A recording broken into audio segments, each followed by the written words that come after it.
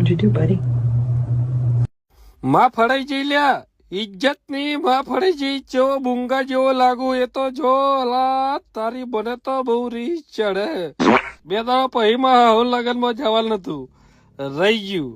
શું કરવાનું આવો ભાઈ બંધ હોય યાર तुमको सहजे शर्म नहीं आई तुम्हारा लखो जाएगा मेरे होरे